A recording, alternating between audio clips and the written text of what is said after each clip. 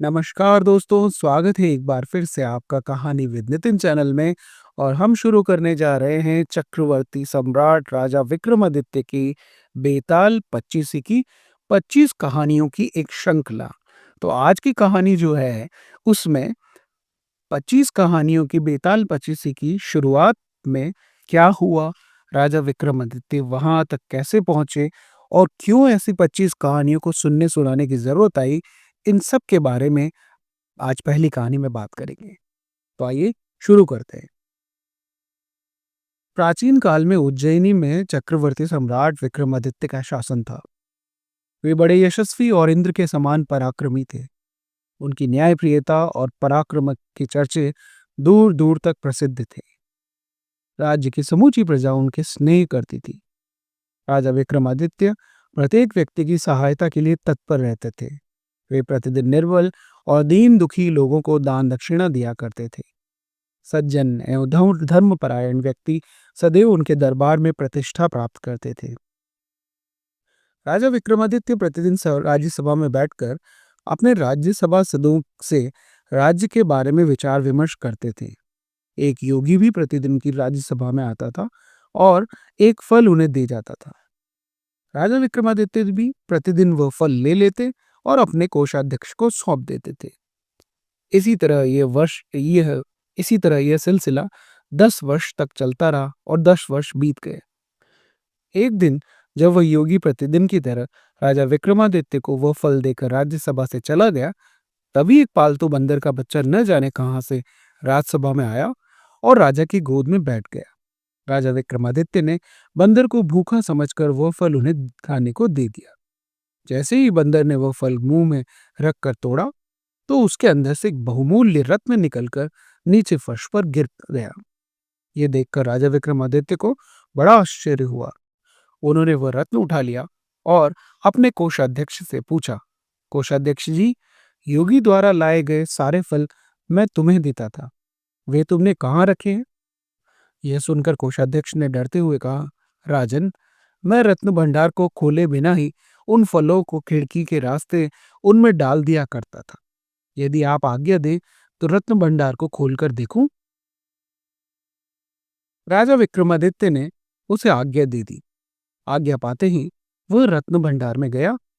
जब उसने रत्न भंडार खोला तो यह देखकर आश्चर्यचकित रह गया कि उन फूलों की जगह वहां ढेर सारे रत्न बिखरे पड़े थे। वह तुरंत वापस आया और राजा विक्रमादित्य से बोला, राजन, वे फल तो सड़ गए हैं, लेकिन उनकी जगह वहां रत्न बिखरे पड़े हैं। विक्रमादित्य ने कहा, वहां की सारी रत्न राशियों को निर्बल, दीन दुखी और गरीबों में बांट दो। अगले दिन वह योगी प्रतिदिन की तरह राज्यसभा में फिर आया। उसने राजा विक्रमादित्य को फल देना चाहा, लेकिन उन्होंने फल लेने से मना कर दिया। बोले, हे महात्मन, तुम मुझे प्रतिदिन इतना धन देते हो, अब मैं तब तक तुम्हारा यह फल नहीं लूंगा जब तक तुम मुझे इसका कारण नहीं बताओगे। राजा विक्रमादित्य की बात सुनकर योगी उन्हें एकांत में ले गया और उनसे बोला, राजन, मुझे एक मंत्र की साधना करनी है। इसके लिए मुझे एक वीर पुरुष की सहायता चाहिए। उस कार्य में मैं आपकी सहायता चाहता हूँ। योगी की बात सुनकर राजा विक्रमादित्य ने उसे सहायता का वचन दे दिया। तब संतुष्ट होकर योगी ने उनसे कहा, राजन, मैं आगामी कृष्ण चतुर्दशी को यहाँ के शमशान में बरगद के पेड़ के नीचे आपकी प्रतीक्षा करूंगा। आप वहीं मेरे पास आएंगे। राजा विक्रमादित्य बोले, ठीक है महात्मन, मैं ऐसा ही करूंगा। कुछ दिन बाद जब कृष्ण चतुर्दशी आई, रात होने पर वे नीले कपड़े पहनकर, माथे पर चंदन लगाकर, हाथ में तलवार लेकर गुप्त रूप से राजधानी से बाहर निकल गए। चलते चलते कुछ देर बाद वे उस शमशान में पहुंच गए जो योगी ने उन्हें बताया था। वहां भयानक गहरा अंधेरा छाया हुआ था। यह देखकर राजा विक्रमादित्य स्तब्ध रह गए। शमशान में लोगों के जलने की दुर्गंध फैली हुई थी। अनेक जली और अर्धजली चिताओं की अग्नि धधक रही थी। अनेक जंगली हिंसक जीव ठंडी हुई चिताओं के आसपास घूमते हुए नरमांस को खाने की कोशिश कर रहे थे। कुछ दूरी पर गीदड़ों का विशाल झुंड हुआ हुआ की आवाजें करता हुआ वातावरण को और भी गंभीर बना रहा था। ऐसे भयप्रद वातावरण को देखकर भी राजा विक्रमादित्य निर्भीक होकर योगी को ढूंढते ढूंढते उस बरगद के वृक्ष के पास पहुंच गए, जिसके नीचे वो मंडल बनाकर बैठा हुआ था। राजा विक्रमादित्य उसके पास जाकर बोले, महात्मन, मैं आ गया हूं, अब बताओ मुझे क्या करना है। राजा विक्रमादित्य को देखकर योगी प्रसन्न होकर बोला, राजन, यदि आपने मुझ पर कृपा की है तो यहां से दक्षिण की ओर चले जाइए। वहां आपको एक विशाल शिशनपा सिरस का वृक्ष मिलेगा। शिशनपा यानी कि सिरस का वृक्ष मिलेगा। उस पर एक मरे हुए आदमी का शरीर लटक रहा है। आप उसे यहां ले आइए और मेरा काम पूरा कीजिए। यह सुनकर सत्य प्रतिज्ञ राजा विक्रमादित्य ने कहा, महात्मन, मैं ऐसा ही करूंगा। यह कहकर वे दक्षिण की ओर चल पड़े। जलती हुई चिताओं के प्रकाश के सहारे वे उस अंधकार में राह ढूंढते हुए किसी तरह उस शिशंपा वृक्ष के पास पहुंच गए। वह वृक्ष चिता के धुएं से काला पड़ गया था। उससे जलते हुए मांस की गंध आ रही थी।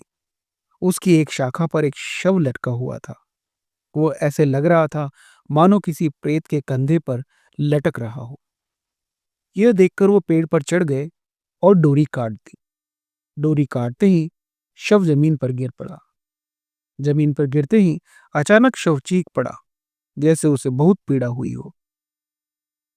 विक्रमादित्य ने समझा कि यह मनुष्य जीवित है। उनको उस पर दया आ गई।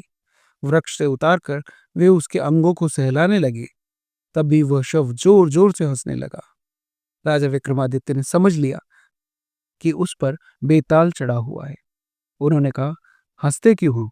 आओ मेरे साथ चलो।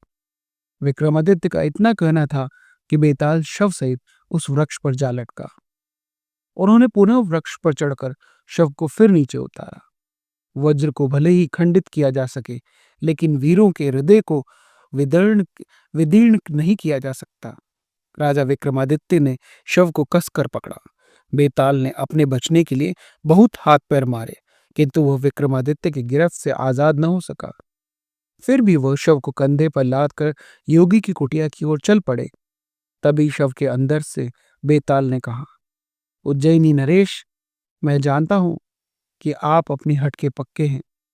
मुझे यह भी पता है कि आप मुझे ले जाकर मेरे शत्रु को जरूर सौंप देंगे, किंतु रास्ता लंबा है और मंजिल दूर है। मुझे वहां तक ले जाने में आपको बहुत परिश्रम करना पड़ेगा। आपके परिश्रम को भुलाने के लिए मैं आपको एक कहानी सुनाता हूँ, किंतु मेरी एक शर्त है। विक्रमादित्य ने पूछा, कैसी शर्त? बेताल बोला, राजन, कहानी सुनाने के दौरान आप मौन धारण किए रहेंगे। अगर आप बीच में बोल पड़े तो आपके सिर के टुकड़े टुकड़े हो जाएंगे और मैं आपकी गिरफ्त से आजाद हो जाऊंगा। शर्त सुनकर विक्रमादित्य बोले, ठीक है बेताल, मुझे तुम्हारी शर्त मंजूर है। राजा विक्रमादित्य ने ऐसा आश्वासन पाकर बेताल ने उन्हें ये कहानियां सुनाई। तो दोस्तों, इसके बाद 25 कहानियां बेताल पच्चीसी की श्रृंखला में है, जो हम बारी बारी से हर एपिसोड अलग अलग अपलोड करेंगे। आप इन्हें सुनिए, दूसरों को सुनाइए, आनंद लीजिए। क्या अच्छा है, क्या बुरा है, क्या कमी है, वो सब हमें कमेंट्स में बताएं। लाइक करें, शेयर करें, सब्सक्राइब करें। धन्यवाद। मिलते हैं पहली कहानी में अगले वीडियो में। राधे राधे।